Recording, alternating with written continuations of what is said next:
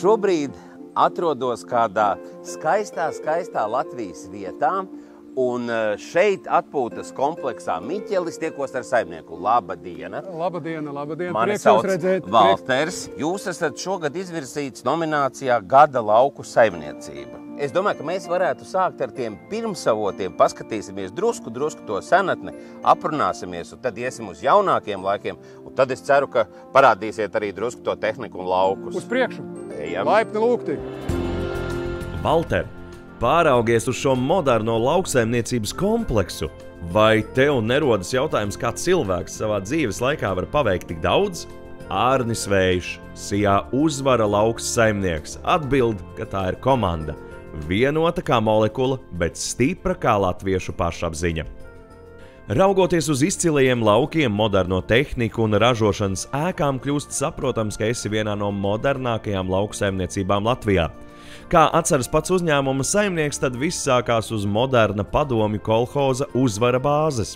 Sabrūkot kolhoziem bija skaidrs, ka, lai neizvazātu tehniku, bija jādibina jauns uzņēmums. Apvienojās cilvēki, kuri prata un gribēja to darīt. Tā radās Sijā uzvara lauks. Tolaik agronomam Vējam vēl nebija 25, bet viņa progresīvo domāšanu un darba spējas vīri novērtēja, un viņš kļuva par valdes priekšsēdētāju vietnieku. Pirmajā desmitgadē uzvara lauks nodarbojās ar cukurbiešu audzēšanu.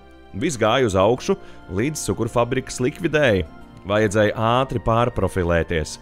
Visi cukuraudzēšanas kompensācijās iegūtie līdzekļi tika veltīti lauksaimniecības tehnikas modernizācijai.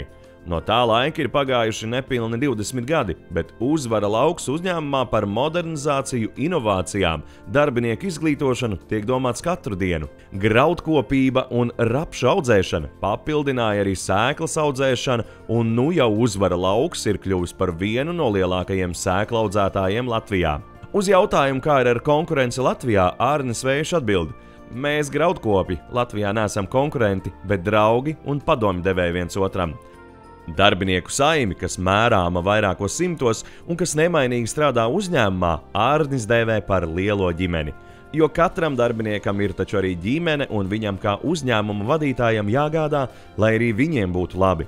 Lai darbinieks piepelnoties neskraidītu pa vairākiem darbiem, bet Ārņa paša ģimene ir tā, kuras dēļ ir viņa sapnis, lai pēc 100 gadiem, atbraucot uz atpūtas kompleksu Miķelis, Uzvaras lauka brīvdabas muzeju vai apskatot seno automašīnu kolekciju un vēsturiskās lauksaimniecības mašīnas, ļaudis teiktu: to visu mums ir atstājis kāds vīrs, uzņēmuma Uzvara lauks vadītājs. Šobrīd mēs esam nosacīti vienu daļu no visām darbības sfērām aplūkojuši. Saimnieks ir aicinājis pie maizes klaipas, skatos sviests uz galda, biezpiens. Vai pašam sanāk tajās daudzajās lietās ieskatīties katru dienu, kaut vai aiziet uz savu restorānu? Katru dienu savas lietas neizdodas apskatīt, bet cenšamies vismaz reizi nedēļā visas lietas apbraukāt, aprunāt, ar cilvēkiem izrunāt sāpīgos jautājumus. Cenšamies to visu izdarīt, bet saimniecība ir pietiekami liela, pietiekami daudz visādas citādas darbības jāveic, kad.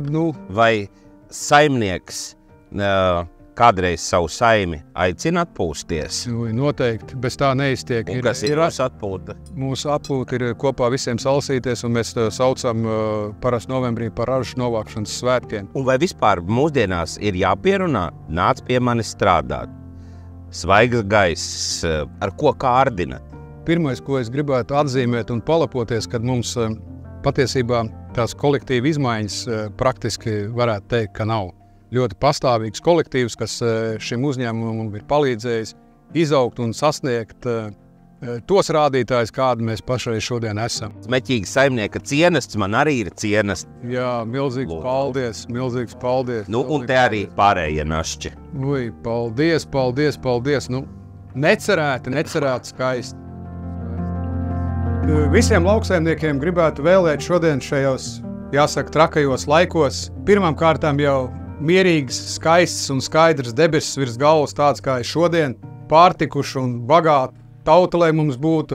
Un, protams, lauksaimniekiem visiem, lai būtu spēku un veselība, lai varētu realizēt savas idejas, padarīt savus darbus, ieceres un vēlmes īstenot.